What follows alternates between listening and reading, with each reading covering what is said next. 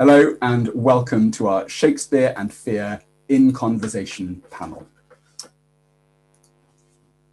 Fear in Our Moment. I'm Will Tosh, Research Fellow and Lecturer at Shakespeare's Globe.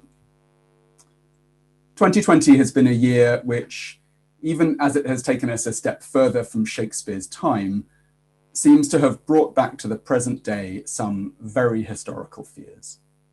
Pandemic disease and the political and economic shocks it produces, and a theatre sector buffeted almost to breaking point by public health mandated closures. Although I should also say that Shakespeare knew the unforecastable optimism of regime change, which those of us watching events in the United States might find excitingly familiar. But we wanted to ask today what theatre and literature can do to comfort, console, or galvanise in the face of fears that seem bigger than ourselves. We had hoped to gather together to film our discussion in the Sam Wanamaker Playhouse, but events overtook us, and we've relocated to Zoom, where I'm very pleased to welcome our panel of 4 guests. And let's meet them. Bridget Escolme is Professor of Theatre and Performance at Queen Mary, University of London, where she specialises in the history of emotions and mental health in the creative arts. At the Globe, she has advised us during productions of The Changeling and King Lear, and she is a member of our architecture research group, which provides research stewardship for the Globe and Sam Wanamaker Playhouse. Among many articles and books on topics including depictions of the mad figure in early modern drama, as well as aspects of performance such as direct audience address and theatrical costuming, she is the author of Emotional Excess on the Shakespearean Stage, which explores how people in Shakespeare's time understood overwhelming passions, such as melancholy and anxiety. Writer, musician, and maker Stella Kanu is currently Executive Director of the London International Festival of Theatre.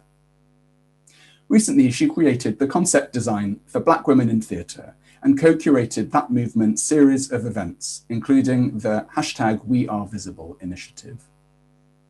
In spring 2020, as theatres across the country closed their doors, she launched the #AllOfUs campaign and the #HereToStay programme to support Black, Asian, and ethnically diverse people in the arts who are facing redundancy.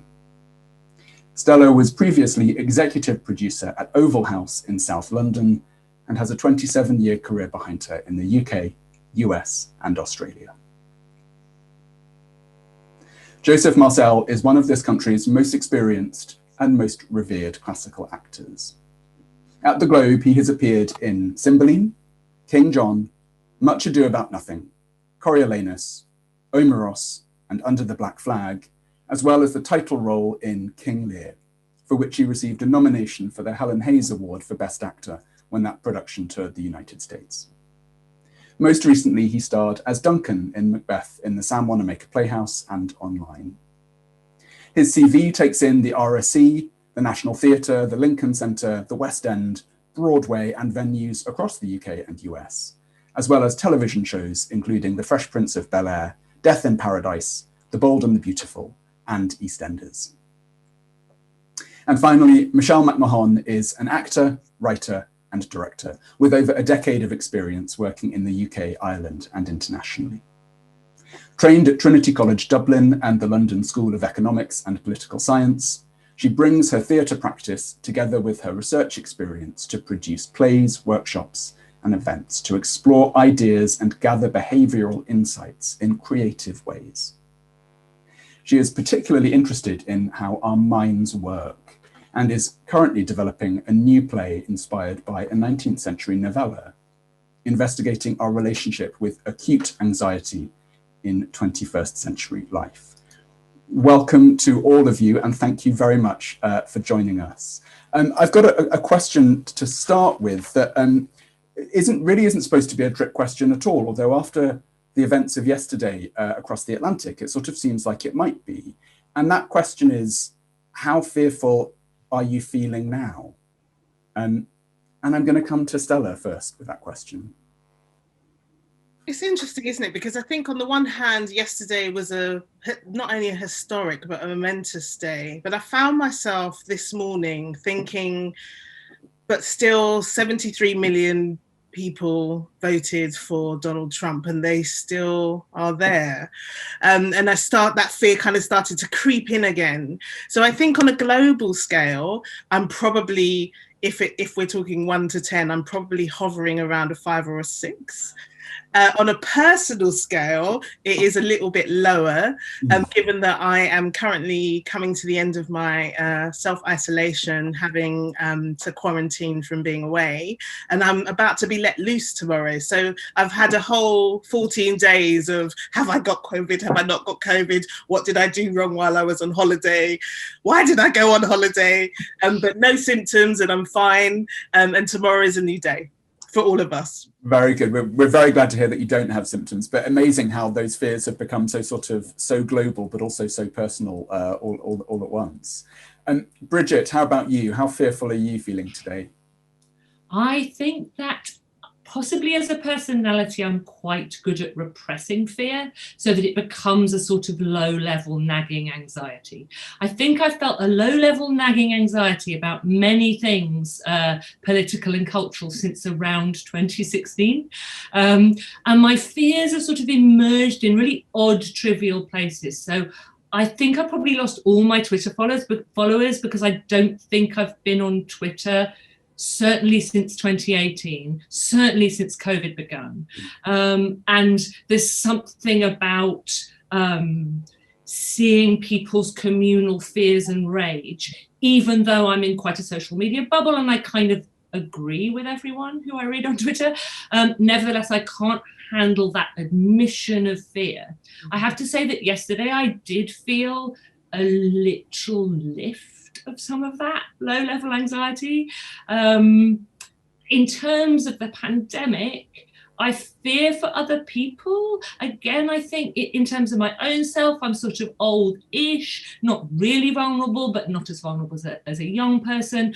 But again, I think that's something that I just let nag away in the back of my mind, rather than come forth as actual visceral fear, as Shakespeare so often describes it. So, yeah, whether therapeutically it would be good for me to be more fearful, perhaps it would. So my final answer is less fearful than yesterday, but low-level anxiety still nagging away, I would say. I think you speak for lots of us, Bridget. Michelle, how about you? Yeah, similar to Bridget, I actually, low level sort of everyday anxiety is probably a really great way of describing it.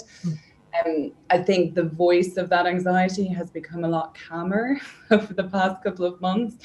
So I now recognize it as, reassuring and a bit more friendly and sort of companion-like than it was, say, back in March or April. I think I've been reflecting a lot on this idea. William James talks about, or talked about this idea of, modern life rarely has given us proper occasion for real fear. And now we're in a state where we have a very clear real fear, and really our relationship with what that does to us has just become so interesting. And I think the conversations I have with a lot of my friends and colleagues are revolving around our relationship with fear, and everything that's happening in the world giving us cause or giving us a lens through which we can examine what it is to be us, and how we can sort of sit with the whole us in a state of fear, rather than try to separate our identity from what's happening in the world. I feel like for the first time in a very long time, we don't have that choice. And that presents a really interesting challenge for us as humans. There is a challenge there. There's a real fear there, but that there is also life within that exploration of it, and sitting with the uncertainty of what's going to come next. I'm a freelancer, so I'm permanently in a state of fear as well, especially when you work in theatre right now. So, that's how I'm feeling. I think that's fascinating, isn't it? That sense that some people in the world have been very privileged to not have that sense of fear or existential fear for quite a long time. And that's been a very rude shock for a lot of people in the West, certainly. Joe, how fearful are you feeling this afternoon? I should say we're recording this on Sunday, the 8th of November, for those who are watching later in the week, which is why we're a little bit punch drunk after yesterday. Well, as possibly the most vulnerable member of this chat group, I'm more concerned with what happens after Sunday, the 8th of November, 2020. We have suffered over the past 4 years the disappointments of putting all our eggs on certain champions, or in certain baskets of certain champions. And these champions have turned out to have not only feet of clay, but lack the compassion that is necessary for them to be who they are. And my biggest concern is not necessarily whether or not I will be in the wrong place at the wrong time vis-a-vis COVID-19, is what happens to our world after January 2021, when another man assumes the mantle of the most powerful man in the world. And that's really what frightens me. It's we as humans put our faith in these banner carriers, and they always let us down. And hopefully we won't be let down. But yes, that is my biggest fear, what happens after January 2021. Thank you, Joe. Well, we might have to reconvene in a few months' time to continue this conversation in that case. We're sort of coming together to think about clearly the fears that a lot of us, all of us, are facing now, both politically, epidemiologically, socially, in all sorts of ways. But we're also, of course, really keen to think about the way in which we can draw on the drama of Shakespeare's time, the literature of Shakespeare's time, and drama and literature and the performing arts more generally. But I'd like to come to Bridget first as our sort of representative of early modern emotion, expert in early modern emotion, to ask really about the way in which those sets of feelings are comparable. Is there some sort of, I suppose, sort of context you can give us around the language we use around fear today, and fear and anxiety and dread, all words with slightly different meanings, and all words which possibly meant something different 400 years ago as well. So when Shakespeare and his colleagues and his contemporaries were facing things like plague and political disturbance and regime change, where did their feelings of fear originate from, and how did they articulate them? Mm-hmm. Thank you. Great set of questions, Will. Thanks. So I think the first thing to say is that fear, the word fear, absolutely does mean the same to Shakespeare's contemporaries as it does to us, but in its most real, most frightening, most visceral sense. So I can't really find instances in Shakespeare where fear or afraid is used in the kind of casual way that we use it now. I'm afraid I can't come because it's my mum's birthday. That sort of shrunken way in which it's just become to mean not even anxiety. So when Shakespeare uses fear, he usually means absolute visceral fear, the kind of fear that kind of unselfs the self, if you like.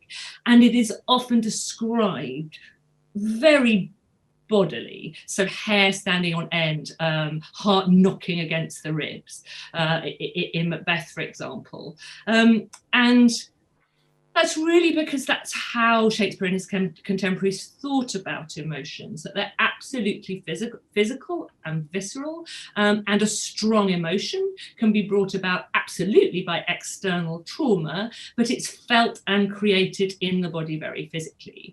So lots of viewers might have a sense of Shakespeare's understanding, his historical heritage in terms of humoral theory, the understanding that in your body these substances are circulating, these humours are circulating, that create your illness or wellness and create your emotions. And everyone has a sort of preponderance to one humour or the other. So for example, if your predominant humour is blood, then you would be a sanguine person and you wouldn't be particularly fearful. You would probably be very brave. And if you had an over preponderance of sanguinity, perhaps somewhat arrogant.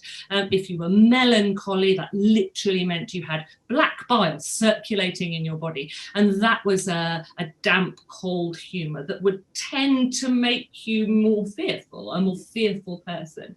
But nevertheless, Shakespeare and his contemporaries absolutely understand that external fearful matters make you afraid. And also that I think for Shakespeare's plays particularly, if you imagine something fearful, if fear emerges through the imagination, as it absolutely does in Macbeth, for example, then you should really be listening to that imagination. So, for example, in Macbeth, Lady Macbeth repeatedly tells Macbeth that fear's just a painting. It's something that you shouldn't really listen to you in your imagination or mind or body, and that a true man will not succumb to his fears. But for Shakespeare in that play and in his tragedies more broadly, he certainly doesn't validate that kind of toxic masculinity, that idea that we should never be afraid. He absolutely suggests that if you're terrified, it's for a reason. And if your imagination has created an extraordinary fear in you, you should be listening to that. Otherwise, you have no conscience. The only real place for fearlessness is on a battlefield. So it's great for a soldier to be fearful at the beginning of Macbeth or in Shakespeare's Coriolanus. Shakespeare, Macbeth, Caius Marcius Coriolanus are absolutely fearless. So Coriolanus takes down a whole city all by himself because he is fearless. Macbeth and Banquo in the early battle that's described are fearless. Even when reinforcements come from the enemy, they're not frightened. And that's great. But that kind of fearlessness doesn't work in civic society. It's got nowhere to go. So those of us who are familiar with the play Coriolanus will know that he's an absolutely hopeless politician. And Macbeth, once he is offered the idea by the witches that he might become king, instantly fears it. He fears, his imagination absolutely fills him with terror at the idea of murdering the king that's already filling his head. Lady Macbeth tries to stop him feeling those things, and it's very clear in the play that his imagined fear is what he should be listening to morally.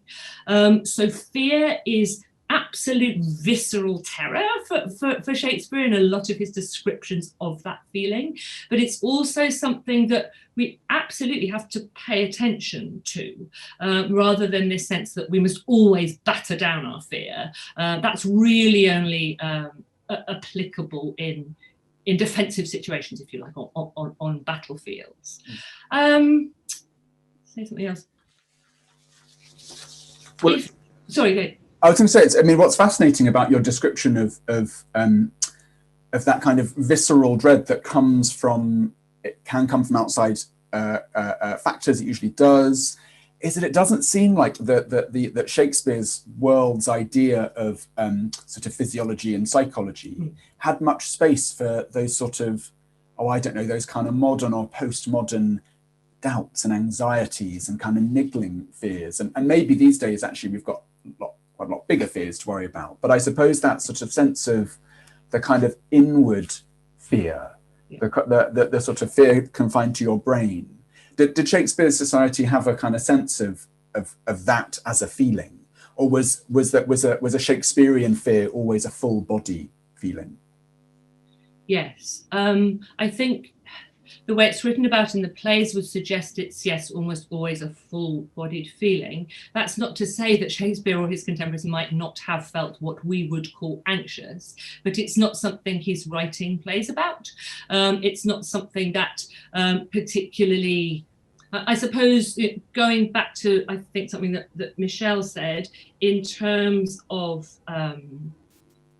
relatively privileged people living in, say, London today, outside of the COVID pandemic, low-level anxiety might be all the fear that a few people might experience in their whole lifetime. Shakespeare's not too distant ancestors would have experienced civil war. As you said, Will, they were constantly experiencing plague, where huge proportions of cities could be wiped out. So between 1603 and 1613, when Shakespeare was writing, some of his best known works, the theatres were shut more than half the time. I think more than 60% of the time, the theatres were shut because of the plague. So that constant fear that you might die of a disease that you didn't fully understand was there all the time. And those are quite extreme things. You, of course, had to get on with your life. So perhaps we might describe that kind of resilience and having to get on despite these feelings as anxiety. But it's not something really that Shakespeare deals with particularly. One thing I do find interesting, though, despite the genuine threat to Shakespeare's livelihood of plague, he doesn't write about plague, but it does get thrown about symbolically in language. So plague on both your houses, although it is spoken in quite a serious situation, it's quite a throwaway use of plague. So the idea of both plague and also really serious venereal disease, illnesses that one might absolutely be justifiably terrified of, are used in quite throwaway ways, almost a sense of though if it's that predominant, this fear, we can begin to start to almost disavow it and dismiss it by using it in more casual ways. So I would agree with what you hinted at there, Will, that the idea of anxiety as something that's artistically interesting, that we might be concerned with and think about culturally, that's not something that Shakespeare's period is particularly concerned with. Perhaps just because the fears are so damn real all the time. So Elizabeth coming to the end of her reign, we don't know who the successor is. That's not just a sort of vague cultural, ooh, what'll happen next, I feel a bit anxious. That's, we might have civil war, like my ancestors experienced. So yes, fear is very real, and also described as very viscerally real. Thank you, Bridget. And you mentioned, of course, that Shakespeare lived through these periods of plague closure when his own line of business was slammed shut, and he had to rely on state support from the monarch. And Macbeth is written in a period that kind of is only one of those periods and coming out of one of those periods. And Joe, I wonder if you would sort of take us into your and your company's experience of Macbeth. It was a production that was staged at the San Wanamaker Playhouse nearly 2 years ago, in a wonderful production which made a great deal out of the sense of fear and dread in the play, and the director Rob Hastie used darkness in incredibly compelling ways with that play. But you recently came back with the rest of the cast to perform a reading of it in the Playhouse, which has been screened as part of this festival. So I suppose my question is in two parts, which is, when you 2 years ago were working on this play as a company, how did you address the sense of the fears that are experienced by characters in Macbeth? And did you find commonalities between Shakespeare's era and fear and our sense of fear? But then I suppose my second question is, what did it feel like to come back and perform it in a very different fear environment only last month? Yes, it like your questions, which are incisive, I think, it falls between two stools. Firstly, when we were playing the play, we had a finished production. We played it for at least 4 months, and that was over. When we returned, we had to remember not only the actors that we were acting against, together with, we also needed to remember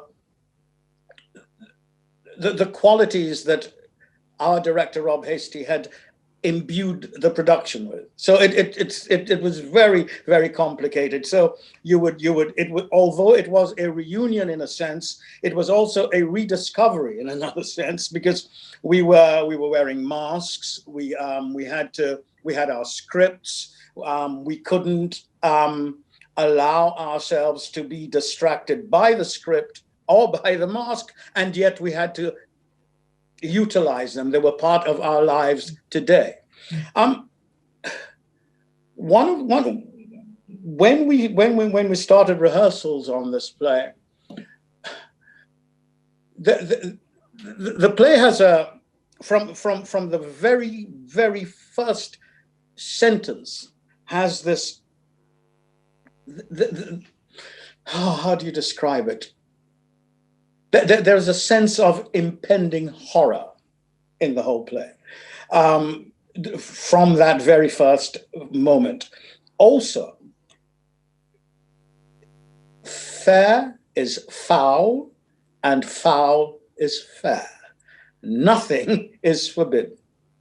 So you put that production within the Sam Wanamaker Playhouse, which is dark, which is lit by wax candles, and candles need oxygen to live. Actors need oxygen to live. So we are fighting against this. It's dark, it's gothic. There's a kind of blackness about it. And yet when you look at the definition of blackness, which is a state of being black, and darkness, which is a state of out of not being in control, of evil, of being susceptible to influences that may not be Christian. When you put all those things together, we discovered in our rehearsals that the play itself within the Wanamaker was more frightening. It did not need pyrotechnics. It did not need any. The words were terrifying enough in that dark box. Paraphrasing the black box, that dark. When we returned, I tried to do as much work as I could, not simply to be interesting, but to familiarize myself with the play itself, to what has been said about it. Also, what I believed our production was about. I mean, A.C. Bradley's essays were, pretty incisive. I mean, but really, it was actually. I think I would be pretentious to say that I was forensic, but actually going through the play and listening to what each character says about another character, and it really was. It is terrifying. It is a horror, this play, if you just take the words as they move through the drama. It almost, in a sense, sets up Christianity against paganism. And yet, in one sense, paganism is much, much stronger, much, much more virulent, because Macbeth has to deal with dark things. The only moment of sunlight and brightness and summer in the whole play, it finally dawned on me, is the moment when Duncan talks about this castle has a pleasant seat, the air is pleasant. And that is the only moment where nature has its full course. Everything else from but horribly ironic, because yes. that's where he's going to die. Exactly. But it is you see that although his death is inevitable and it will be a tragedy for the nation, it isn't a tragedy to him. It's like, because he has a moment of pure beauty, and yeah. And Joe, because you described so well the sort of close textual work you did coming back to the play, but that description you've just offered of a sort of moment of grace for Duncan, did that also perhaps, I mean, it seems like that might also have come out of the past 6 months, 7 months of sort of the world we've all been living in, you know, and the kind of sense of danger, of doom, you know. I mean, you saw that afresh when you came back to it to perform Duncan, to read Duncan again last month after the year we've been living. Do you think there's any sense in which that had an impact on your reading? I think it had. It's we are living in time of plague, and we are confined, and we cannot really trust each other because we do not know who the carrier might be. But also, having the time when the Globe presented this to me and offered me Duncan for the recorded presentation, the pressure of creating a character, of learning the lines, of a social integration with other actors, with your director and all the other departments that make a production, had all been done. That they were unnecessary now. It was simply the man and the word, how the actor integrates those words into an almost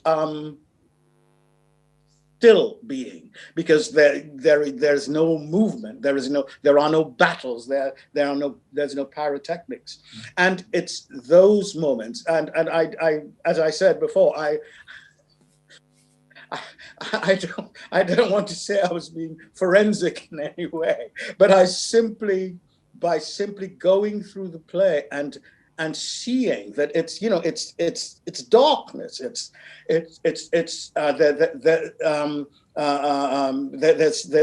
there's fog, there's rain, it's just depressing, and this one moment of sunshine, of a house martin flying over the is just magic. Now, I had seen that before, and it had no significance until now that we are living in the times that we're living in. I did see it with different eyes. Yeah. Thank you, Joe. I mean, it's fascinating to think about Macbeth, and as Bridget said, a number of other plays emerging from a time of great crisis and a time of real difficulty for playwrights and for actors. And that's something that we are not unfamiliar with, and in many ways we are much less supported than Shakespeare's company was, who simply received as a matter of course the money they required, at least when they became royal servants, to see them through periods of play closure. And that's not something that has been as straightforward for theatres and actors today. Stella, you have worked incredibly hard this year to maintain a sense of hope with freelancers and actors and theatre makers who are finding times very hard. I imagine it's also quite hard to maintain a sense of hope, but you have really stepped up in terms of the programs and support you're offering. And I guess my question is, what for you, what can theatre and the performing arts do to bring a sense of security to the fearful? And I'm grateful to one of our audience members for that question, who put it very well. You've offered some real resources, but is there also something that theatre can do from a sort of humane perspective, do you think? Yeah, I think it's a really good combination of points in that question. And I think that what I wouldn't want to start off with is this sense that positivity and hope is just out there on its own and we've just got to grab it. You know, one of the real bedrocks of kind of positive thinking is, we all heard feel the fear and do it anyway. There is a sense that fear can be a jump point. And with both the Black Women in Theatre collective, which was really about examining the fear around lack of diversity and how crippling that was becoming. And it was becoming crippling for organisations who found themselves along a route of just thinking about how to tick boxes, but also more importantly for the people who were the result of the lack. We weren't able to sit in a place of positivity or celebration because it was all about the numbers. So the idea behind Black Women in Theatre and providing that as a resource was to turn the narrative of fear around, and almost to, what's really fascinating about this conversation is that it has been frighteningly easy to map 2020 into Macbeth. So many, there's like a lattice of kind of, it's almost like a transposition that is really easy to do. And I think some of that is centered around, this idea that, we are in a moment in time where theatre is slightly shifting its purpose. There are all sorts of organisations now and artists who are thinking about, what is the role of what it is that I can do. And I just think it's important to remember that fear can also be a jump point if it's not crippling. And what we see in Macbeth is we see the crippling effects of fear, and it brings in all its siblings: dread, terror, anxiety, night terrors, sleepwalking in the case of Lady Macbeth. And we've all been experiencing those kind of things at the moment. And one of the things I was really acutely aware of is that theatre has a role to play kind of on stage in terms of providing that space for the exploration of fear. One of the things that we know, and particularly what I can assess in Black theatre, is that since 2016 there's been lots of explorations around race. Debbie Tucker Green's Ear for Eye was all about that exploration. It provided a safe place to creepingly get under the skin of our fears.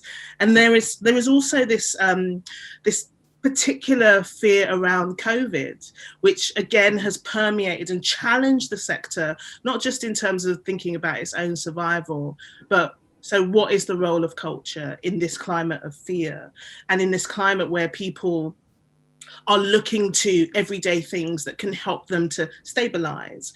And that's where all of us came about, was really about this, the real terror that I was hearing from particularly young and emerging Black, Asian and ethnically diverse cultural workers, who were just fearful that they would be somehow forgotten and annihilated in all of this. What would happen to their ambition? What would happen to all the investment in who they were and what they could provide for the sector? So I think for me, there are these two things about what we can do on the stage, which is this place of exploration and also reconciliation, but also it also is about those of us who are the custodians of culture, and that being really genuinely under threat. And I think that there are two things that theatre can do, and at its heart is about finding a way to support the healing of people. Find a way for people to be able to, and not just in a cathartic way, but to really grapple with the issues and the emotions. And I think that that's really, really important. And I think in that we can't forget the people behind the scenes who are being really impacted, not just by the political backdrop in which we all find ourselves in. We're in a space in time where, it's not witches who are giving the prophecies, it's Twitter. It's not, we're not dealing with a king, but we're dealing with presidents and prime ministers who are igniting that same kind of dread, that same kind of terror about the future. And it's having an impact in the everyday. We are walking at night like Lady Macbeth. We are in this space of complete frozenness, as Macbeth was, around, where our fears can take us. And that great question of, what is, do things have to happen how they have to happen? And that's at the heart of it, really. It's amazing hearing you say that, Stella, because of course it makes me realise that there's fear of pandemic, there's fear of loss of employment, there's fear of loss of a whole industry. but also what you've described is fear of a loss of values, that things that have been built up over years, partly because of the success of an industry, we want to make sure that that's equally shared amongst people of different ethnic backgrounds and class backgrounds and gender backgrounds. But we're fearful that in hard times, the doors come down. Yeah, absolutely. And there's a potential of that. There is absolutely a potential of that because of the fear of the unknown future. Yeah. Thank you very much. Michelle, you are working sort of, if you like, expressly kind of on some of these emotions, on fear, and I'm sort of fascinated to hear from you about how, as an artist and a theatre maker, you engage with fear as a subject. I know that actors are frequently told, don't play the emotion, play the objective, or play the want, or find something that from where the emotion then just arises. But if you're building a piece of work which is themed around an emotion, what sort of theatrical tools are you using? Pyrotechnics. No, not entirely, Joseph. Yeah, it's a great question. It's the challenge I set myself in tackling this play that I'm developing at the moment, which is it's called fear, but it's fear by its definition is a threat which we experience from outside of ourselves. But really what I was interested in was the threat that comes from within. So the unreliable narrator of anxiety, and in particular the anxiety that we would call acute anxiety. So the anxiety that prevents us from living our daily lives, essentially at its simplest expression.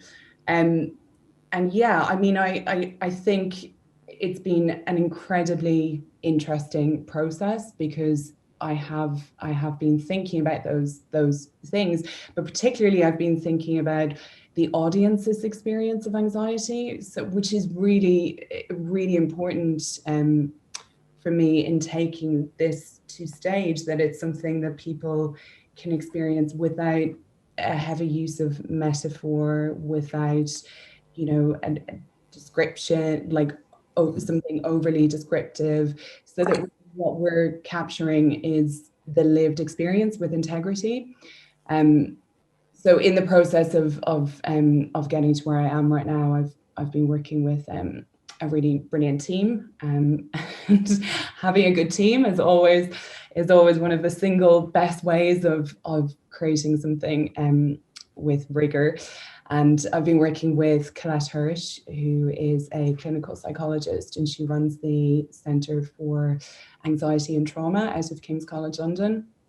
And Colette has written really widely on self-imagery in anxiety, which is one of the ways that I found really helpful to break down how to express the level of imagery that's happening in the anxious brain. So the anxious brain will generally, in a state of fear, will have, be really overwhelmed by images of the perceived danger of the situation, as well as images of what people are experiencing in that situation right now of them, neither of which might necessarily be true. Some of which is drawn from past experiences, some of which is drawn from, dreams or nightmares or having been in that situation before. And the perception of what people are seeing of them, again, is not necessarily accurate. So what you see is that, anxiety can displace people so that you are anywhere but the place that you are right now. And as you're speaking, I can think of Macbeth's dagger here before me. You've suddenly got that kind of that vision that appears before him. And Macbeth is a really great example because he does what everyone does. Mm. We tell ourselves stories that we believe to be true because those help keep us in the past, rationalize what has happened to us, and they also help us to exert some degree of control over what people see of us, when actually neither of those things might be objectively true. And I think there's something so human in what Macbeth does in the play.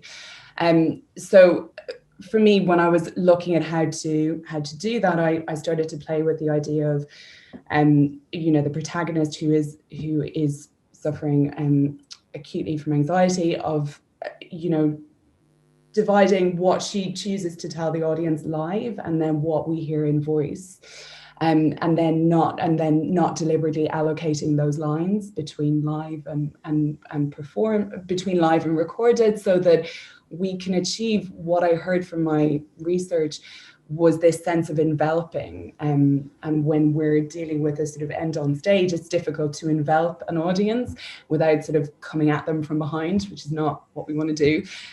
But really, I've been exploring what we could do with the voice of anxiety and how we can distribute the thoughts and the action between recorded and between live as well. That's fascinating, and as you pointing out that there's a sort of clinical, sort of psychological basis to thinking about sort of dispersed voices, makes me think of the production of Macbeth from 2 years ago, and repeated to an extent in the reading, where you had the voices of the witches being actually the voices of, in Hasty's production, the entire company, and often when the space was dark, coming from who knows where, because they weren't being lodged into a particular place. So a sense that even, that there's a sense that Shakespeare's play is kind of picking up that sense of what anxiety feels or sounds like, even 400 years ago.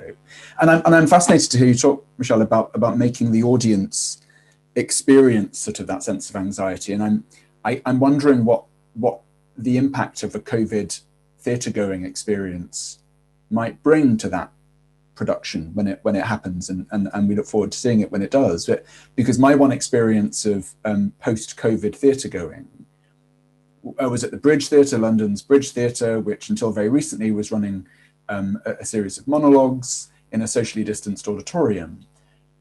And it's a very unusual feeling to step into a theatre, and it was very, very well run, and they did as well as they could. But of course, you couldn't ignore the fact that the odd things you were doing arose from a position of anxiety, and arose from a need to keep people safe.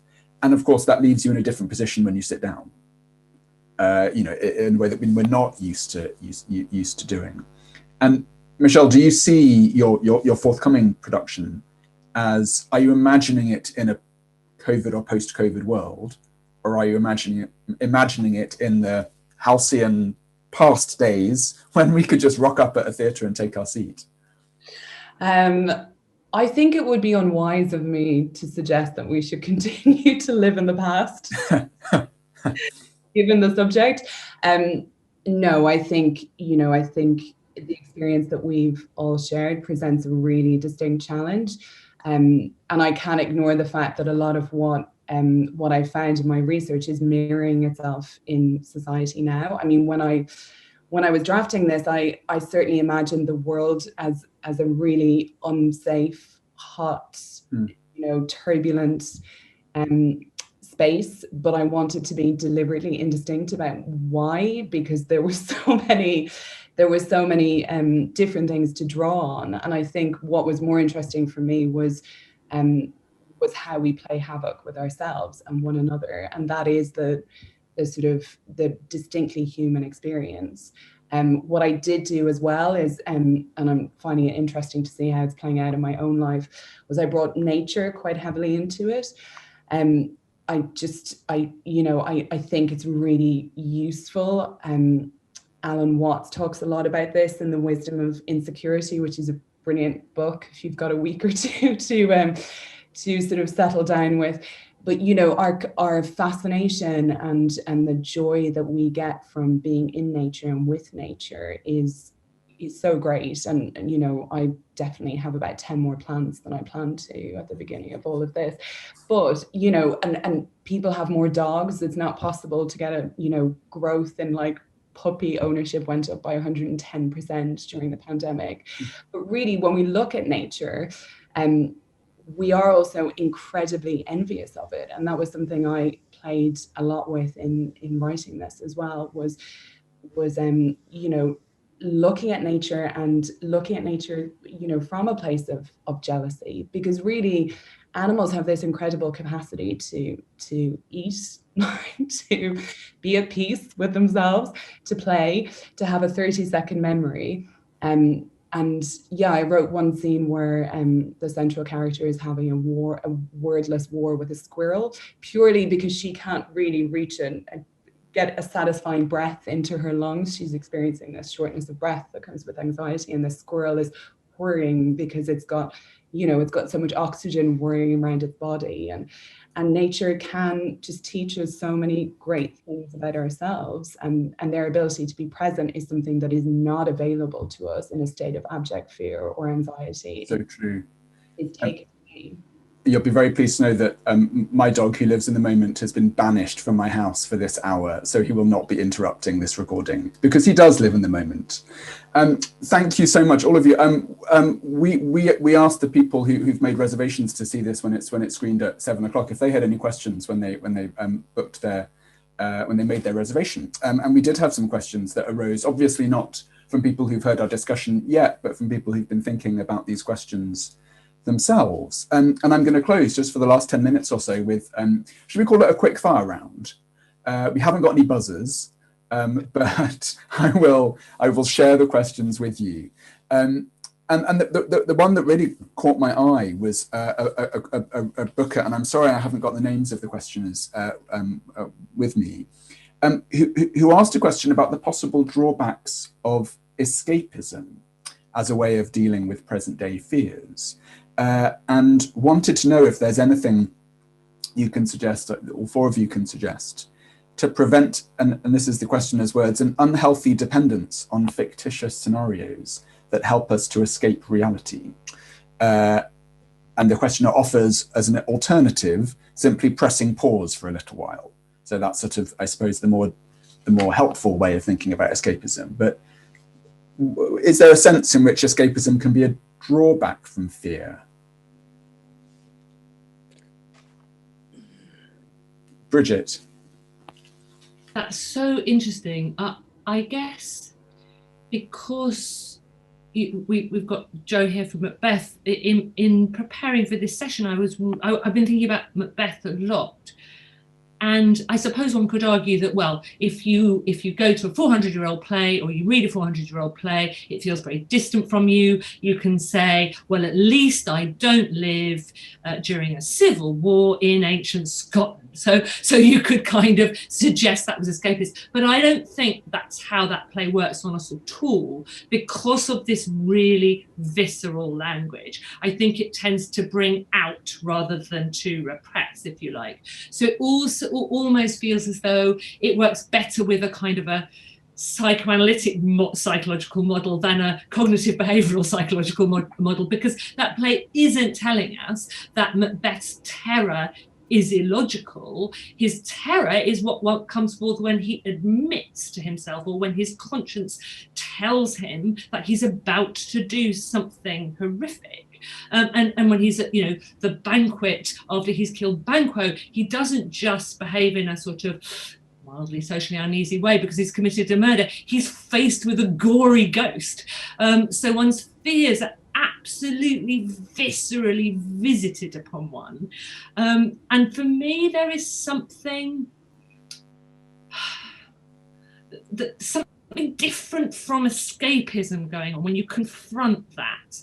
And I was really listening to Michelle talking about nature, and in one sense you could say it's completely the opposite from that. Going for a walk in the woods is calming. Reading about Macbeth and murder and witches and horror is exciting in a terrifying way. But they both ask you to pay very specific physical attention, whether it be calm attention or terrifying attention. It's not about winding yourself up about something that doesn't exist. It's about facing something. So I suppose I absolutely agree with the questioner about taking a pause. And then I think some of these plays allow you to plunge in. And both of those things seem to be healthy to me. Thank you. Other thoughts? To me, Go ahead, Joe. Sorry, Stella. It seems I don't know if I can answer the question, but what came to me some notes I made on losing our proper selves. How when we lose what it is we know to be true, we become vulnerable. We become susceptible to every kind of influence, and especially Macbeth. To meet three strange people who tell you you will achieve so much. And I think the only way is to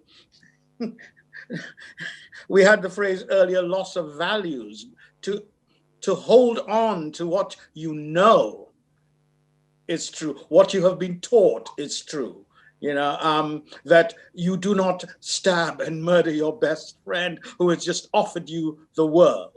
In time you will have it all. You learn patience. You learn, yes, the most difficult of them all, patience. Stella. Yeah, I know that I'm going to ponder this question beyond this conversation, because it's pulling at me. On the one hand, I think it's about how you escape. That escapism itself is not the issue.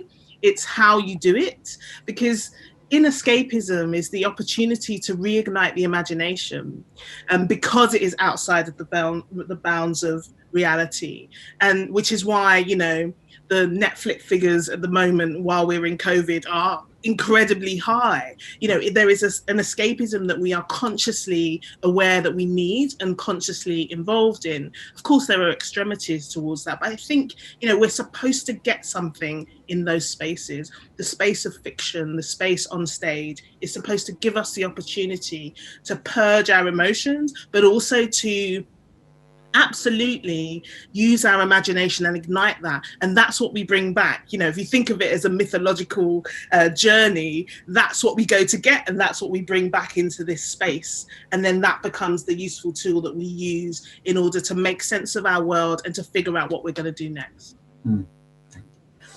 Michelle, would you like to join in, or do you want to wait for the next quickfire question? Oh my God, I don't even know how to answer that, Will.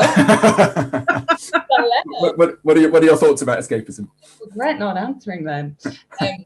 No, I'll just I'll just throw in my 2 cents. I think in the striving to escape really is very often our downfall. So in the sort of desire to forget ourselves or separate ourselves again from ourselves, we become stuck in that cycle of fear, which is the more I try to do the more you resist, the more what you resist persists, essentially. So really, I think when I was writing, I was looking for the trade-offs. I was looking for the moments of abandon to sort of keep characters present, and music and dance and theater. We don't journey to the end really quickly. We take our time, and we're not looking to sort of complete something. We're looking to really be with it and stay with it and be present with it.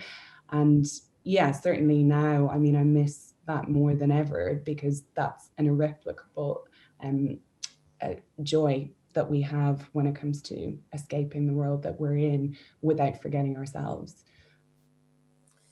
So getting, I'm afraid, quite close to our time, but we do have time for one more audience question. It's a relatively short question, this one. Is fear our enemy or our ally? Short, but doesn't necessarily require a one-word answer. Probably both. Michelle, yeah? I'm going to say it's both. I think those that have too little,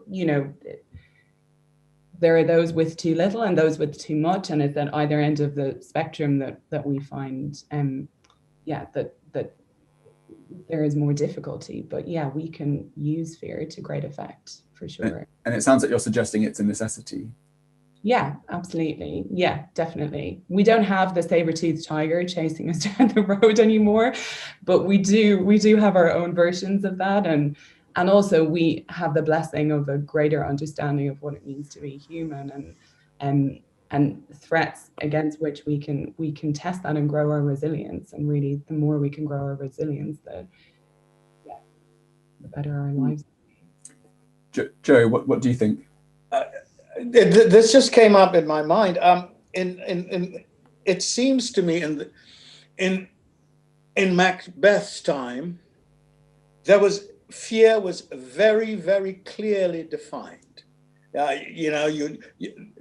This was done, and this led to this. You didn't do this because you didn't want to suffer that. Between the idea and the action, that shadow. You didn't want to experience that shadow. And it seems to me in our time, everything can be equivocated. Everything can be argued. There doesn't seem to be an acceptance of that 1 and 1 will give you 2, right? It is possible that 1 and 1 might give you 1.5 or 3, and we seem to fall into that kind of confusion that anything can be argued, any point can be won, because there doesn't seem to be any firm kind of understanding that this is this and that is that. Does that make sense? Well, I was just loving the use of the Macbethian word equivocation there. But of course, it also sounds like you're picking up on what Michelle said about that sense of a sort of, more thorough understanding of the human mind, all those ambiguities swirling around, of course, in all of our brains. Stella and Bridget. It's a difficult one, isn't it? Because on the one hand, I'm a real exponent of fearlessness. I use it as part of my practice. I'm really interested in it. But I also think that there are lots of things that can be achieved where fear is at the heart of it, or where fear is the kind of springboard. But I think ultimately, on balance, I would say that fear is more foe.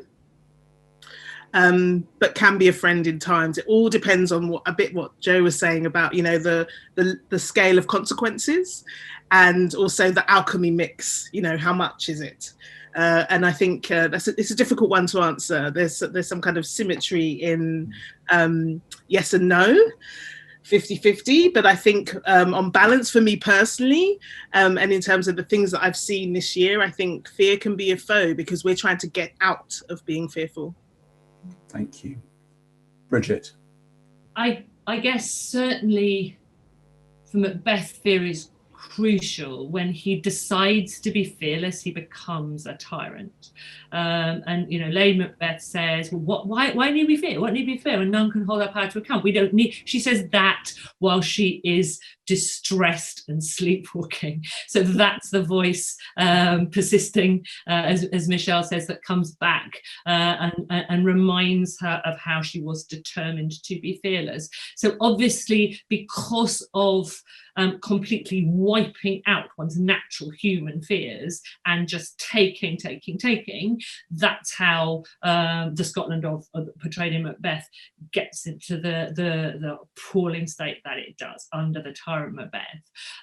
And when he accuses the young boy that comes and tells him of soldiers, of being this pathetic, lily-livered, fearful figure, everyone's thinking, no mate, you are about to be obliterated, the fear is right here. But no, I completely agree with what Stella said. So often in order to act, we need to act through, maybe informed by our fears, but through them or against them. And of course, I totally agree that they can be what stops us from acting. I guess within Shakespeare's tragedies, there is action that fear is telling us simply not to perform. And if we go against that, then we will see ghosts, we will see daggers, and eventually we will die. Yeah. Thank you very much. I think when we scheduled this panel, this in conversation, I think we were still, in many ways, we still are very fearful about the future and about the year we have had. And we haven't seen evidence that that's going to improve immeasurably anytime soon, although we are hopeful, and I think we have to be optimistic for the sake of our sanities. But of course, it is interesting that we've also seen reasons for optimism this weekend, and perhaps had feelings that we haven't really had for a couple of years, as Bridget has pointed out. But thank you all so much for spending time with us today and for giving us your insights. I've learned a huge amount. I really hope our viewers have as well. A huge thank you to Joseph Marcell, to Michelle McMahon, to Bridget Escolme, and to Stella Kanu. Thank you very much. Thanks so much, Will.